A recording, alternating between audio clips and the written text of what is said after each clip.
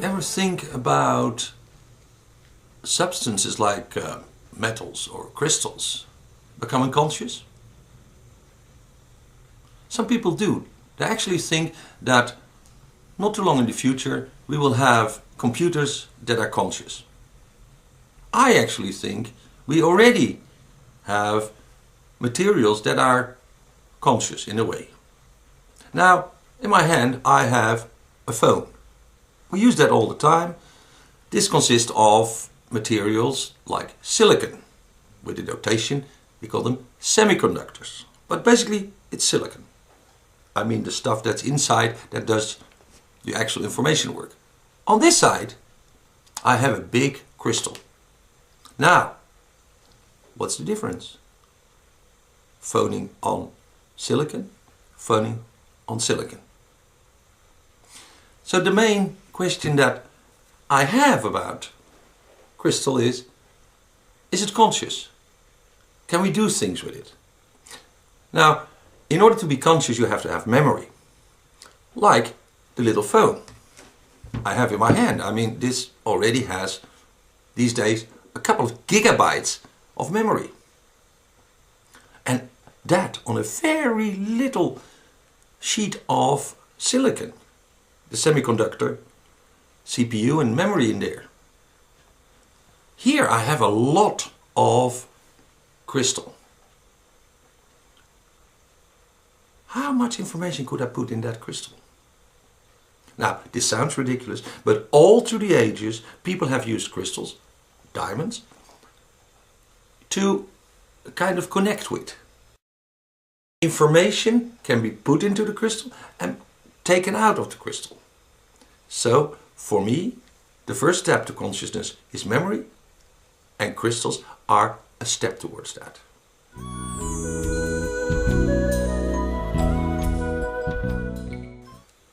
Gold. On my hand I have a little piece of gold. It's called a nugget. This is the form of gold you will find in nature, in the rivers, in the mines, and it's not totally pure gold as some other metals there, but this is the purest we find in nature. Now, I believe that gold has some very special qualities. Qualities that refer to the thought domain. To put it plainly, I think gold and brain waves, thoughts, are related. That gold has a function. In that respect, think about crowns or priests having clothes that are woven with gold threads. Well, we know in many religions a gold crown is in some way used. For instance, in the Hindu religion, when you marry, you need to have a crown over your head. So crowns, in fact gold, and brainwaves have a relationship. Just think about it. Why would that tradition be there? Well, my solution is simple. Gold, especially this kind of gold, which is pure gold, but gold in general will protect from brainwaves. So, if you have a crown over your head, the brainwaves from other people will not get to you. You're not going to think what other people want you to think, you have to think for yourself. That's why a king has to have a crown. That's the function of it. It actually protects him from other people's thoughts, from other people's brainwaves. And this is a function of gold that is not usually known. Gold is, as an element, as a physical element, very important. It has nice qualities, electricity, it doesn't rust, it's very resistant, it doesn't oxidize. But this quality, gold and brainwaves, for me, is why gold is so important.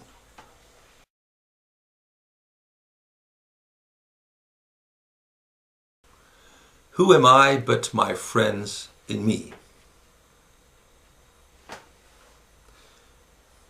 When I look around at the people around me, I'm actually seeing myself. I'm seeing reflections of my own behavior. I see resonances. What I am is in them. Who am I but my friends in me? In psychology, you call this projections. And we live in a world of projections. What we think about other people, but also what we think about colors or forms. We think we look at a painting and we really look at something new. Something that triggers in our mind a resonance. It might be an image of a kitchen or a person or a moustache or something. But it triggers something in us. And then we like it or dislike it. That like or dislike is therefore not real. It's a projection. It's a resonance between what we are and what is out there. And in fact, nearly everything we do and everything we perceive is based on those projections and the responses we have to that, because we think that the other person is that or that. It would help at times to think about people around you like a mirror. And in the old Vedic tradition you would say, thou art that. You are what is around you.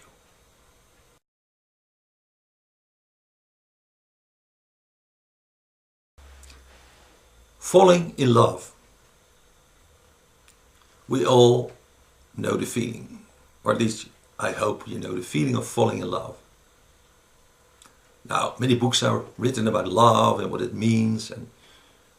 But for me, falling in love is meeting someone and going back to the inner child, to my soul, myself, that what is inside me and is hidden behind me.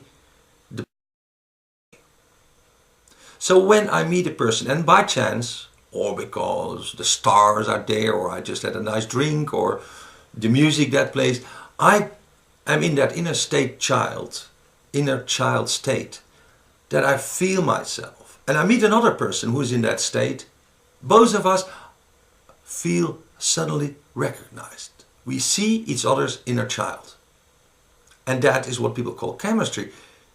We are in that state. Suddenly everything works. The right music, the right people, the right environment, everything works. We are in love. For me that means being in that inner child state. Two people. Now, sometimes that lasts a few minutes, sometimes that lasts a few days, sometimes a few weeks. And I know people where it lasted a lifetime. That's great. They always see each other in that inner child, which is the pure us inside. Something we hide to the normal world. But most of the times we lose it. And what we do then, we just put on our mask again. We hide our inner child and become the programs and the behavioral patterns that makes up our personality, our ego. So for me, falling in love is going to my inner child state. It can happen with people, it can happen with a painting, it can happen with music, but it's a wonderful, nice experience. It's something we should go back to. And I think in the Bible it says that Christ said, go to the realm of children if you want to enter the kingdom of heaven. Well, being in love is the kingdom of heaven, and you have to go to your inner child.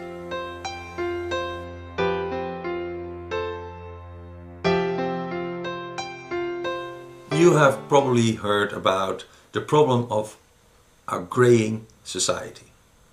We grow older. Not enough kids are born, at least in the Western world, but also in China. And one could say that very, very slowly the world population is becoming in a balance. But that means in the West we have a problem, a growing problem with people growing older. Now, there is a tendency, especially among the generation that kind of remembers the 60s and the idea of communities, that they want to live in a community. And that's a very good idea, especially when you grow older. But I noticed that many people talk about these communities as something they want to do to the world. They said, we want to have a permaculture farm, or we want to have a place where we can help others, or we want to have a center for spiritual help or psychotherapy or massage. And they're still looking out towards the world. It's like they're looking for an excuse to form a community. Well, sorry to say, I think the main purpose of people, older people like me, looking for community is that we want to die in a nice environment with our friends, taken care of. So the purpose of senior communities should be clearly stated, I think.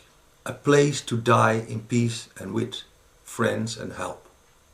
Forget about all these excuses.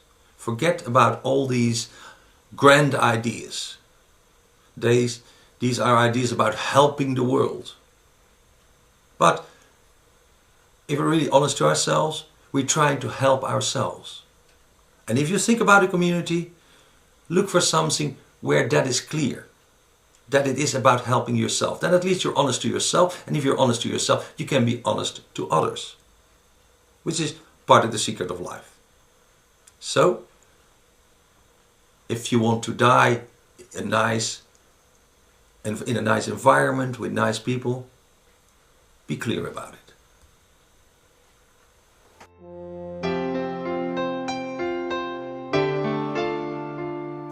Jewelry, decorations of your body,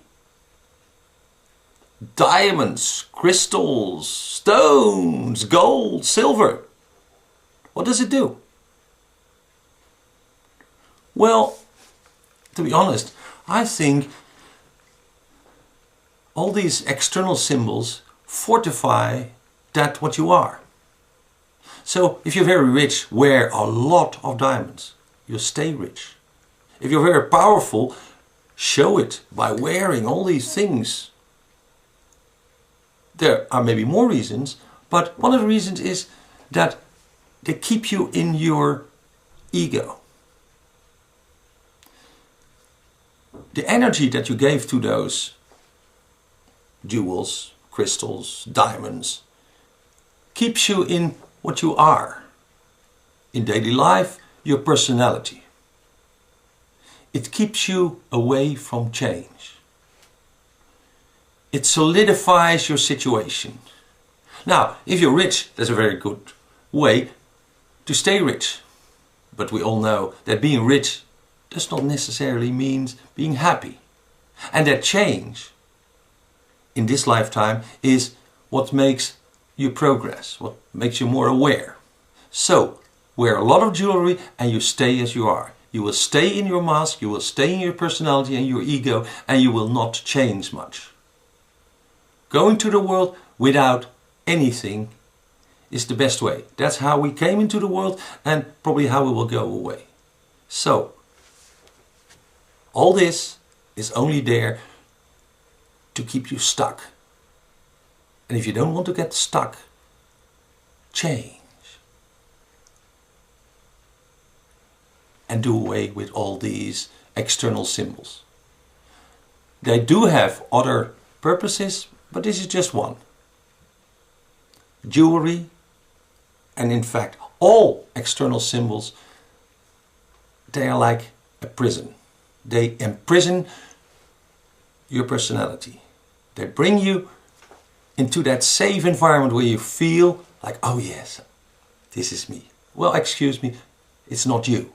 It's your mask, it's your ego, and it's not you. It's not the inner self, it's not the inner child.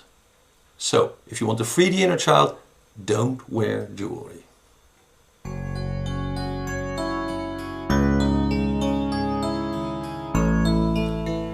Gold. On my hand I have a nugget. A nugget is a piece of gold as it is found in nature. Now gold is a very important material because I think it influences brain waves. It shields you from brain waves, it can reflect or deflect brain waves. But why is that? Well, I actually think that it's not the gold, but it's one of the isotopes of gold. Now, you know that many elements have isotopes. Uranium is very well known. It has one that radiates more than the other and it's used to create atomic power plants and use that energy. Gold has 17 isotopes. They're all radioactive except the first one. That's what we normally see as gold. But here I have a crystal. And in crystal, the isotopes that are radioactive and therefore would fall apart normally is contained. That's why we have uranium-238 in nature. Because in the crystal it's not falling apart. It's not degrading. It's not radiating anything. Otherwise, after 5 billion years of Earth, there would be no uranium-238. Now, it is this specific isotope of gold that is so important, because that is very closely related to, for instance, quicksilver or lead.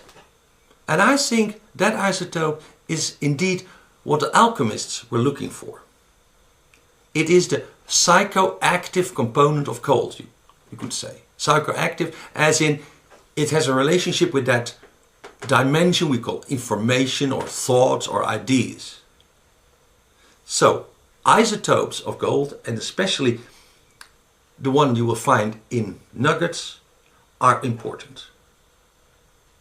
I think the alchemists were actually trying to take that one isotope out of it. But of course, if they would use old gold, it didn't work.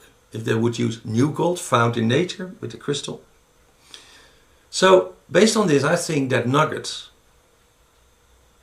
gold that's found in nature in a crystalline form, which contains this isotope, is the most powerful substance. It's both a crystal and a metal, and it has this one special gold isotope. Gold, in that sense, is a substance that has value beyond its chemical or physical nature, because we use it also to shield things, electricity. It is a very good, it connects very well, it doesn't degrade, it doesn't oxidize. But apart from that, gold is important as something that relates to that information dimension. And I think the first isotope of gold, and it's a radioactive isotope, is the one that's most important.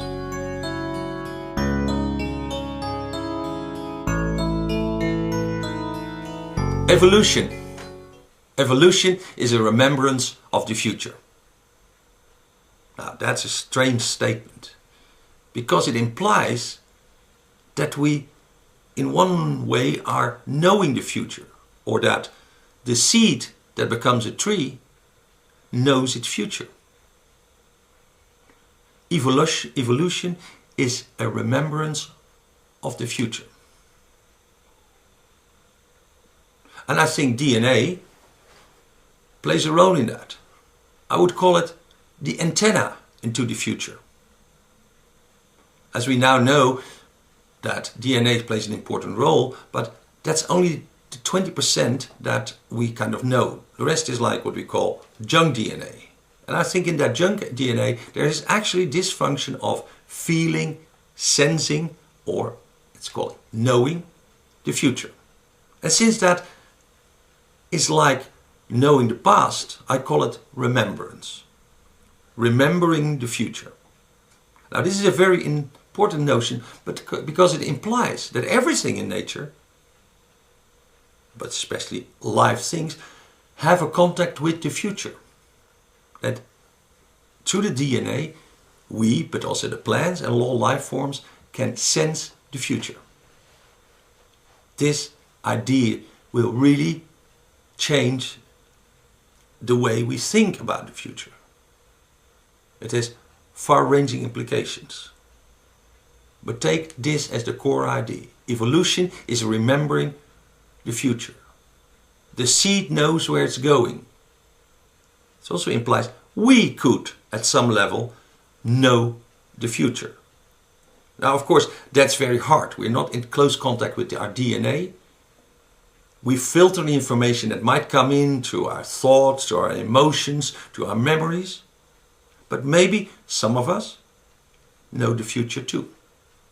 And if I read the holy books, take the Bible, the Quran, they're all full with stories about prophets, people remembering the future. and telling about it, sometimes with a big effect, because they change the course of history, they say, a war or something. Evolution is remembering the future. And that means that time moves in two ways, that we can or could know the future. And I'm certain that the seed that grows into a plant or a tree knows the future. That's how he grows.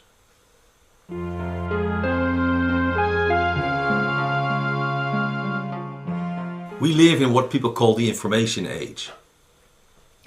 And it sounds as if there is total freedom. Information wants to be free, we can know everything. The problem is that also the government wants to know everything. And the people that want your money, the hackers. And so in our time, the issue of security versus freedom, of security versus privacy, is a very important one. Now usually this is seen as a balance. If the security goes up, your privacy, your freedom goes down. And that's how the government brings it to us. They say, oh yeah, more freedom. After 9/11, sorry, more security. So less freedom. If you go to the airport now, we have to search you, we know your data, we find out where you are, we check you. We monitor your behavior and we even profile you. Now, I believe that this balance is the wrong image. And therefore I go back to Plato. Plato had an image that he said, the mind, the psyche, has to control two horses. A wild horse, freedom, and a tame horse, a good horse, security. According to Plato, it was the task of the psyche to kind of control both of them, make them go in the same direction.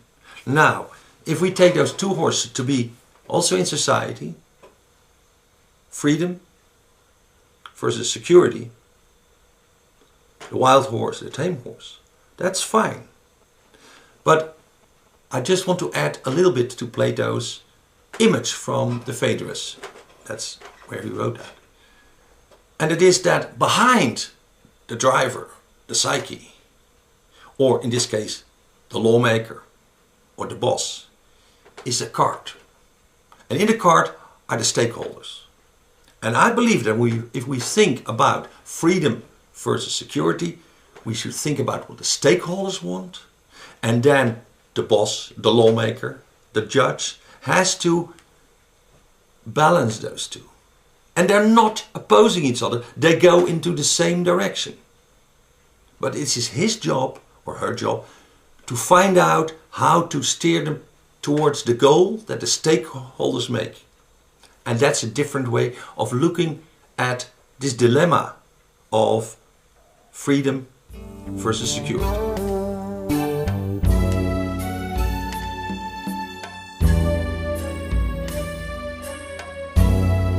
Religion, belief systems.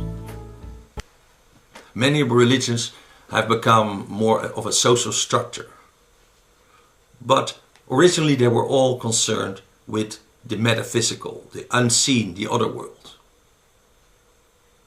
Today, most of the old religions are classified as, old-fashioned, unrational, no proof, something that you can have in your mind but has no real significance in the real world. Well, I think they do. Religions are very important because they bring that relationship with the other world that we lost. And think about it. In the old days, our purpose was to be happy in this world and in the afterworld. We lost that. So we're now left with the one goal in life is to be happy in this world. Well, that means money, power, pleasure, all those material things. But what about the afterlife, the next thing. If we don't think about it, if we don't think about the other metaphysical, then we don't need values, norms, beyond the very, the very flat thing that if I hurt you, I hurt myself, because this is the basis of what we call the contrat social, or the social contract. No, if we don't have an afterlife, we don't have to live good in our own mind. That's what is missing. Since a few hundred years we're losing that concept of the afterlife, of the other world, of the contact with the other world. We lose religion. And because of that, we are stuck in a material, selfish world. So when we talk about the financial crisis, and when we talk about the bank crisis and how bad the big companies are, we're really talking about something that's related to the loss of our connection with the other world, with the metaphysical. Call it God, call it information, call it love, call it afterlife. Doesn't matter. We've lost it. And I think that is the main problem in our world today, that we're only looking at the reality we can measure, perceive. But we lose track and we lose a contact with that which cannot be seen and what is out there after, for instance, after we die.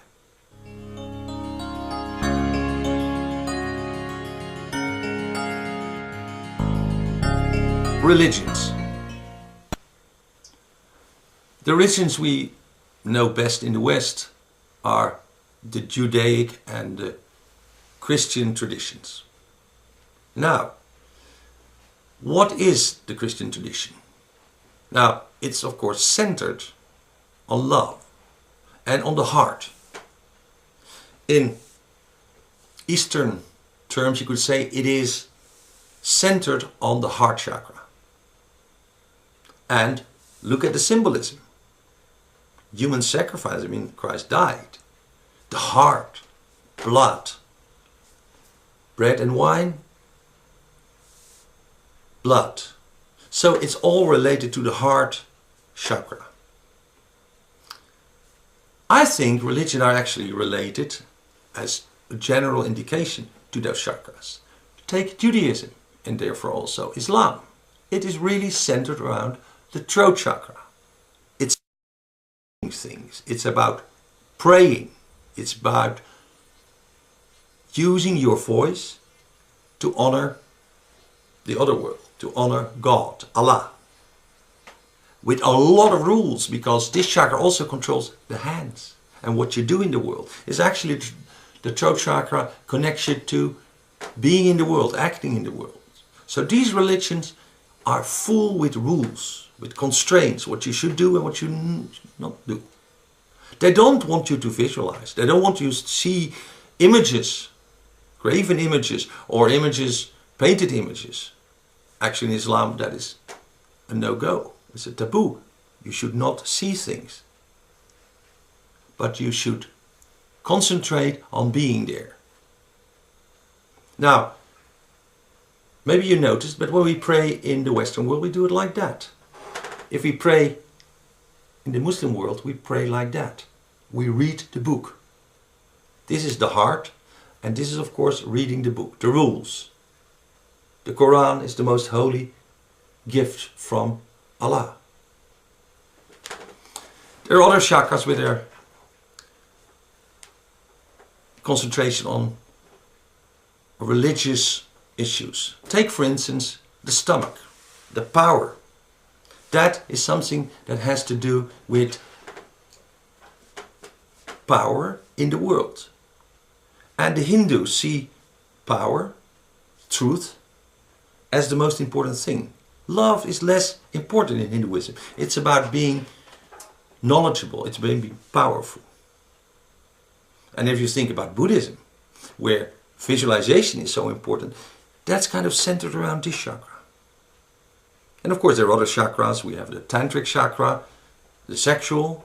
We have here something like a very deep connection to the divine. And Sufism could be there, but there are other religions or traditions. And in the bottom we have animism, where we are very much related to earth. Our number one chakra is our connection to air, wind, the nature forces. So I believe religions are related to the energies in our body. They are a reflection of the energy centers that we could call chakras. So if there was no Christianity, there would be a religion that had to do with the heart chakra. Maybe we wouldn't call it Christianity, but it would still have the same forms and symbols.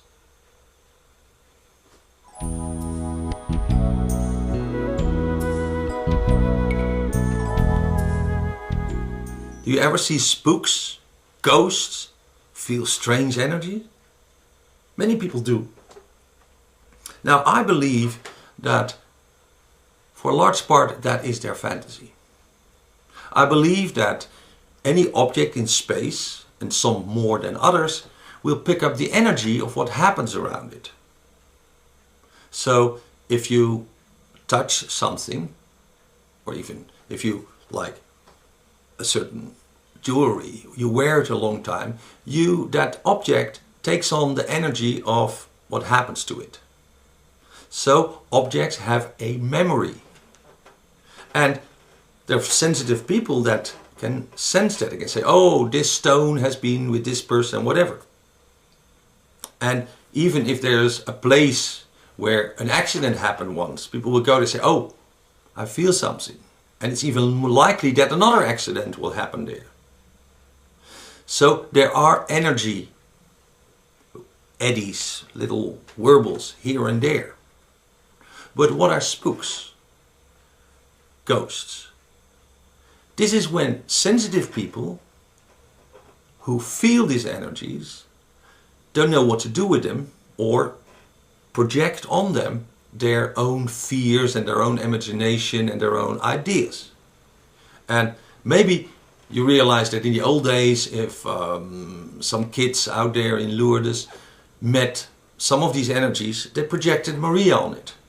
Today, many people, when they meet these energies, these vortices, they will say, oh, there was a UFO, and come up with fantastic stories. They were, in fact, in contact with the truth, with some deeper truth that lies beyond what we can measure. But what they then did is they put their projection, they had to give it a human form to make it tangible. And since we have heard about ghosts and spirits, it's quite easy to say, oh, out there in the garden is a ghost. But what in fact happens is that people lay over the factual energy that is there, which we as yet cannot really measure. Some people can feel it. We put a human-like, humanoid image over it. Whether it be a ghost or a UFO or a saint or Maria. But this is what our mind does.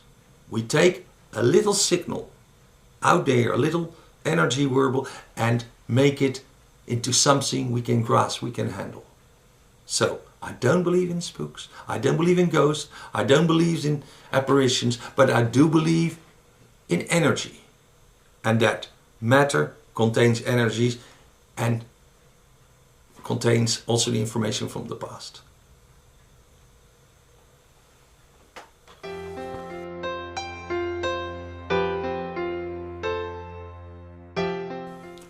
A bit is only information if it bites. I say it again, a bit is only information if it bites. Of course, this is a play on words, bits, and 8 bits make a byte, and information is all about bits and bytes.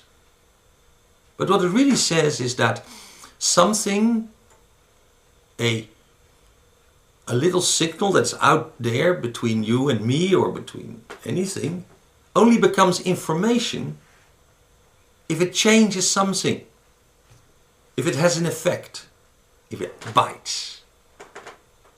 Now that's a very important distinction, because we have the internet and it's a mountain of data.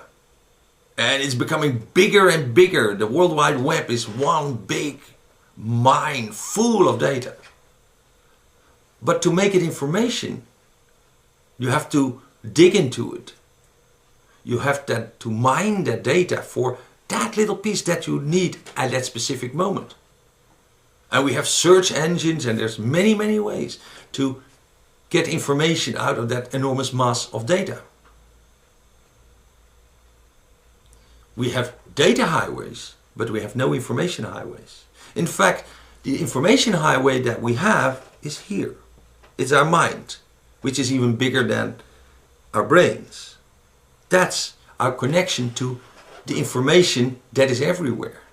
Because it's not only the internet and the World Wide Web and the computers that contain data and therefore maybe information, but all around is information. One could even say that information is the basic thing that holds everything together.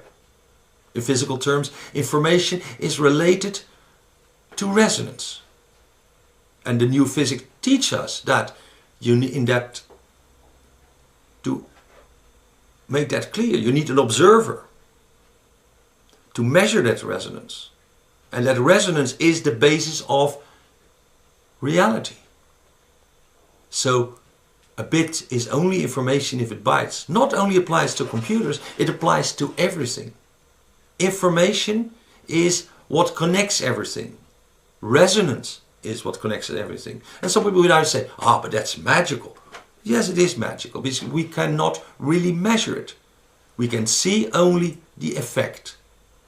When the bit bites, something happens. In you, in the world, there is a change. Something happens. If nothing happens, it is just noise. We call that noise. Then nothing happens. You can look at your computer and knowing there is 16 gigabytes or 16 terabytes of data in there, but by just looking at it, nothing happens. Only when it becomes information, it might become on the screen, or you might find what you're looking for. That's one problem. You'll find what you're looking for. You might not find what you need. And that is the basic problem of our information age. Does it bring you what you need? Or does it only bring you what you're looking for?